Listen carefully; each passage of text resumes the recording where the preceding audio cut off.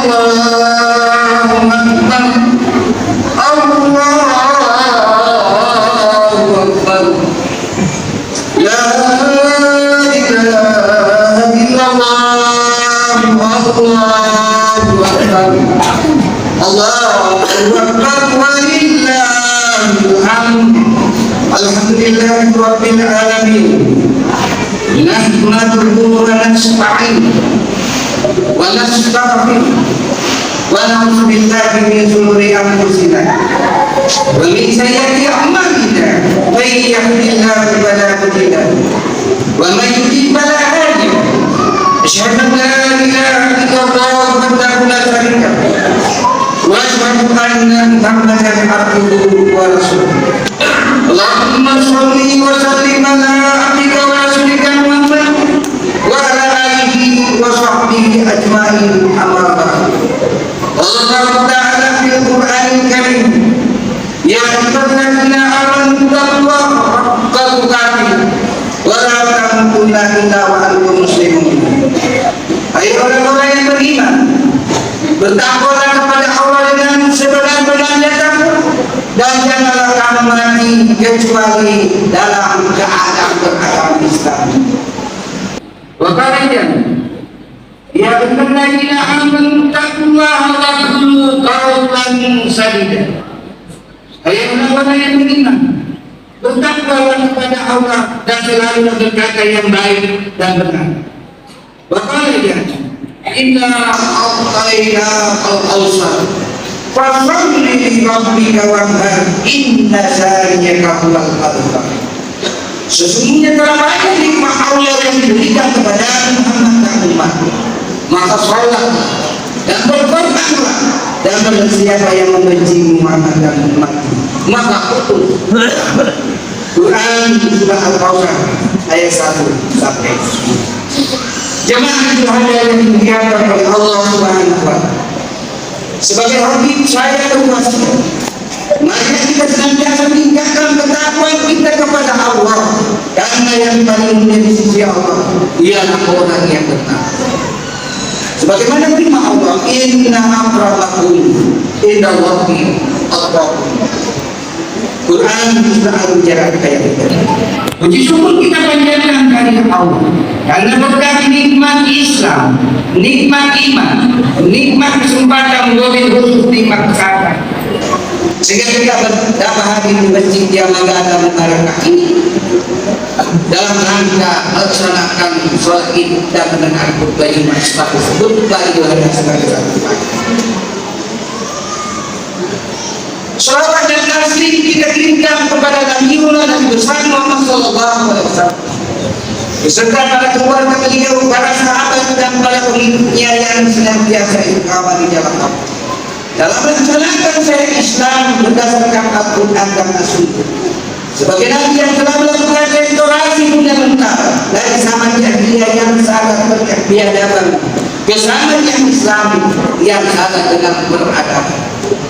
Pada hari ini kita akan menyampaikan khutbah Idul Adha dengan judul mengorbankan hewan kurban, hakikatnya mengorbankan nafsu binatang. Pada tanggal 10 Zulhijjah 14 bulan Hijriah ini kita kembali berkumpul dalam perayaan Idul Kurban atau Idul Adha pasca Idul Fitri 1 Syawal 1444 Hijriah yang lalu. Dengan duduk bersih di atas hamparan lantai yang didahului langit berdakwah. Hari ini kita kembali bersama-sama menggemakan pujian keagungan Allah sehingga bumi dan langit bertumbuh sakti dengan suara takbir, tahlil dan tahmid. Setelah itu sebentar kita bersujud meletakkan dahan di atas rangkaian ini sembari berdoa memuji Allah Rabbul Izzah. Ini jadi kita menyentuh kalbu yang kita, membuat kita lalu semakin berdaya dan terasa berlinang air mata kegembiraan dan keharuan kita semua bergembira. Karena hari ini adalah hari kemenangan dalam rangka mengorbankan nafsu binatang yang ada pada diri manusia melalui penyembelihan hewan kurban. Kita semua merasa bahagia dan merasa terharu karena kita kembali menunjukkan perjuangan dan pengorbanan Nabi Ibrahim bersama istrinya Siti Hajar, anak anaknya Ismail. Jemaah Idul Adha yang dimuliakan oleh Allah Subhanahu wa Ta'ala. Pada hari ke-10 14 Maret Hijriah, jemaah haji sedang berbaring di Mina untuk melontar jumrah. Melontar jumrah adalah simbol perlawanan kepada semua bentuk kemungkaran dan kezaliman di muka bumi. Perlawanan kepada kejahatan setan yang tak pernah berhenti untuk menggoda, menjuruskan dan menghancurkan orang beriman dan bertakwa kepada Allah. Sejak tergelincirnya matahari 9 Zulhijjah kemarin, semua jemaah melakukan ibadah wukuf di padang Arafah Makkah angkara. Ia hanya berpakaian 2 helai kain. Ia tidak berjaya. Ini merupakan simbol fitrah kejadian manusia, bahwa manusia dilahirkan dalam keadaan tidak berpakaian, tidak membawa serta harta benda dan ilmu pengetahuan. Ia pada akhirnya akan kembali menghadap kepada Allah dengan pakaian yang tidak berjaya pula, yang disebut kain. Rasulullah mengingatkan kepada kita bahwa manusia di dunia ini bagaikan musafir yang beristirahat sejenak. Apakah di bawah pohon rindang atau di bawah langit, di bawah teriknya pada semata air atau di bawah seremam hujan, namun yang pasti perjalanan akan terus berlanjut. Dari detik ke detik sampai tahun berganti tahun yang pada akhirnya sudah atau tidak sudah. Transaksi hidup di dunia pasti akan berakhir. Atau kemudian yang tidak bisa diberikan dan dihidupkan, dan semua yang hidup pasti mati. Kullu nafsin dha'iqatul maut. Harkat dan martabat manusia selama hidup di dunia mayoritas lulus ketika diuji dengan kemiskinan dan penderitaan. Yang banyak yang tidak lulus ketika diuji dengan kemewahan akibat dari kekayaan yang berlimpah, jabatan yang tinggi dan tingkat pendidikan tinggi. Karena itu mari kita selalu berzikir dan berdoa kepada Allah agar kita selalu takalluf ila Allah dan mendoakan anak kita dengan berzikir. Karena jika pendidikan yang tinggi tidak akan menjamin anak didik kita berakhlak mulia, jika jauh dari masjid atau ajaran Islam. Selama itu hidup ini di dunia harus dialami, dijalani amanah dengan banyak bersyukur terhadap apa yang diberikan oleh Allah, sehingga rasa bersyukur tersebut melahirkan sifat qanaah dan sifat tawakal. Umat Islam yang termulia bertakbir, merayakan hari kemenangan 10 ini dengan sholat Idul Adha setelah para jemaah haji di Makkah dan Madinah berhasil melaksanakan berbagai ibadah ritual serta puncaknya haji yang wukuf di Arafah pada 9 Zulhijjah sebagai puncak haji dan berbeda saja. Bagi jemaah haji yang berhaji serta momentum utama ibadah haji di hari Arafah pada itu, para jemaah haji telah berserah diri kepada masyarakat Arafah yang selalu mengucapkan istighfar, mohon ampun kepada Allah yang diiringi dengan ucapan talbiyah. Idul Adha adalah Idul Kurban sebagai momentum sejarah berkorban dan hati sebagai kekasih Allah terhadap anaknya Ismail. Peristiwa berkorban dari Ibrahim atas anaknya Ismail tersebut diawali oleh sejarah. Ia suatu ketika Nabi Ibrahim berkorban 1000 kambing di dalam usaha dan 100 lalu Jibril dan masyarakat kaum kepada Nabi Ibrahim atas akhlaknya dalam berkorban. Baik dilihat dari segi jumlah, yaitu jumlah hewan yang dikorbankan maupun dari segi mutu hewan yang dikorbankan, serta mutu akhlak Nabi Ibrahim dalam berkorban. Pada saat itu Nabi Ibrahim berkata kepada Jibril, kalau Allah menganugerahkan anak, maka anak pun saya sebagai bentuk ketakwaan saya kepada Allah. Walhasil Nabi Ibrahim diberi anak laki-laki bernama Ismail. Begitu lama ditunjukkan oleh Nabi Ibrahim bersama istrinya Siti Hajar. Sebagai anak semata wayang ketika Nabi Ibrahim berusia 80 tahun. Ketika Ismail berusia remaja, maka pada tanggal 8 Zulhijjah Nabi Ibrahim bermimpi beberapa kali mendapat perintah dari Allah untuk menyembelih anaknya bernama Ismail. Maka Ismail pun siap dan juga ibunya Siti Hajar juga siap. Kalau itu perintah Allah. Walhasil karena Nabi Ibrahim, Siti Hajar dan Ismail semangat kawin dan ketakwanya kepada Allah sangat tinggi dan mereka bertiga telah kompak, maka Nabi Ibrahim dan anak Ismail pergi ke Mina untuk memiliki anak. Sebelum adanya Ismail disembelih, mereka bertiga digoda oleh setan. Lalu dirempah setan itu oleh Nabi Ibrahim, Ismail dan Siti Hajar. Ini yang menjadi bagian prosesi haji yang menerima jumlah dirinya di Mina. Dan sebelum Ismail disembelih, Ismail meminta dilaksanakan kepada bapak Ibrahim agar proses penyembelihan lancar dan agar bapak dan mamaku tidak masuk dan tidak menangis melihat Ismail yang akan disembelih. Kelima syarat tersebut yaitu yang pertama, bertanya kepada Allah agar saya tidak tersesat dan tersiksa saat. Kedua, ingat saya baik-baik dan lupa agar saya tidak bertemu dan tersiksa. Ketiga saya sendiri balikkan nama Bapak ke belakang agar tidak memandang saya dan tidak biasa. Ketika saya sedang bersedih, sehingga Bapak tidak bersedih. Keempat, bukanlah baju saya sehingga baju saya tidak terkena percikan karena Bapak bukan selalu. Dan yang kelima, sampaikan pada teman saya ketika saya telah sendiri bahwa Ismail telah menerima perintah dengan baik dan Allahu Akbar, Allahu Akbar, Allahu Akbar, la ilaha illallah, Allahu Akbar. Walau itu proses yang karena Allah tidak berkehendak yang dibuktikan dengan leher Ismail tidak bisa. Saya sudah dikirahi mengira makanya tidak tajam, lalu dicoba dilakukan. Maka batu itu dan Nabi bertanya, kenapa kami batu bisa terbelah sedangkan leher anak Ismail tidak bisa terbelah? Lalu batu menjawab, Allah melarang. Itu Allah menggantikan dengan libas dan surga yang dibawa oleh jangan dihadap yang didiamkan oleh Allah Subhanahu wa Ta'ala. Perayaan 10 Hijjah 14 Hijjah pada hari ini ditandai dengan luapan gembira bagi kaum muslimin dan sebagai pertanda senang karena hewan kurban yang disebut sebagai simbol kekurbanan yang dicontohkan di gerakan ada dagingnya dibagikan kepada orang tidak mampu.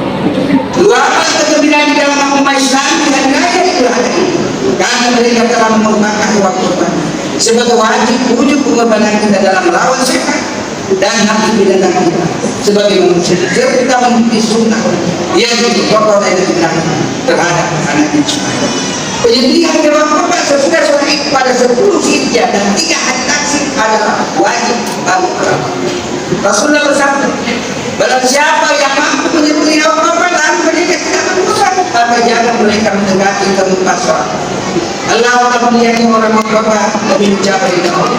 Karena sesungguhnya bunuh darah dan daging dan tidak ada yang bisa akan menghapus semua dosa, walaupun dosa itu sebanyak bumi di lautan. Berbahagia kaum muslimin dan muslimat mengingat semangat dan keikhlasan Nabi Ibrahim dalam hidup, termasuk pengorbanannya dalam menjaga tanah suci Mekah yang dilimpahkan kemuliaan dan kemakmuran sepanjang zaman.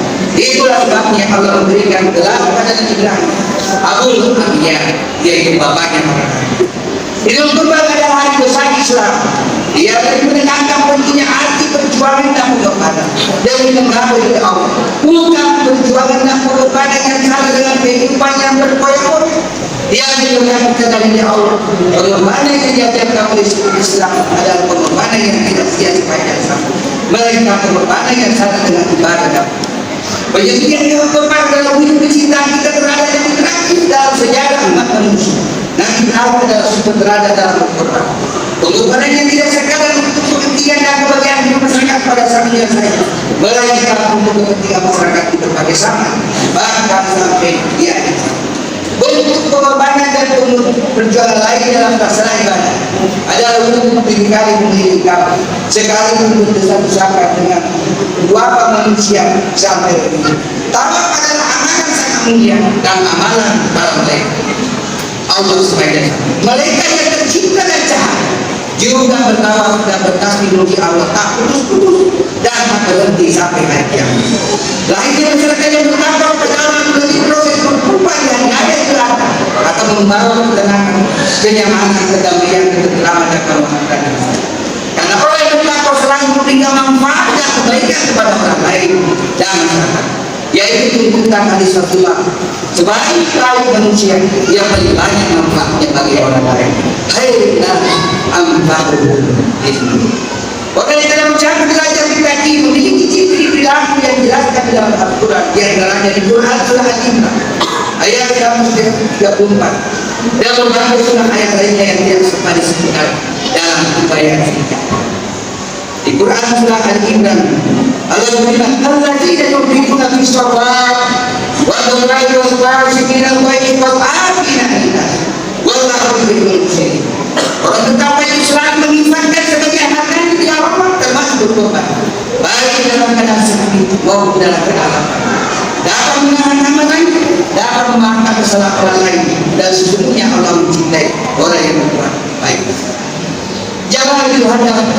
yang disediakan oleh Allah Subhanahu wa taala. Masih banyak sunat dan firman Allah yang menjelaskan tentang sini orang kita. Namun karena waktunya akhirnya banyak satu yang menjadi sebagai hakim itu ada saya mungkin kata orang setelah ini berhari. Mari kita saling memaafkan satu sama lain. Anak meminta maaf kepada kedua orang tua. Dan kepada serta saudaranya, menantu minta maaf kepada kedua, istri minta maaf kepada saudara. Dan sesama muslim saling minta maaf dan maaf. Barakallahu li wa lakum fil Qur'anil azim. Wa nafa'ani wa iyyakum bima fihi min al-ayati wa sibil hakim. Wa taqabbal minni wa minkum tilawatan wassalamu. Jemaah yang yang dimuliakan oleh Allah Subhanahu wa taala, pada apa yang kita mari kita berdoa kepada Allah agar Allah tetap memberkati dan memberkati kita dari berbagai macam dan kita ini tetap eksis dan sempurna. Jauhkan negeri kami dari berbagai macam bentuk. Jadikan negeri kami baldatun thayyibatun wa rahmatan. Jadikan negeri kami dari berbagai macam fitnah yang marah dan penuh dengan fitnah di era kita ini. Jadikan pemimpin kami yang tingkat pusat dan daerah, pemimpin yang amanah pada kita.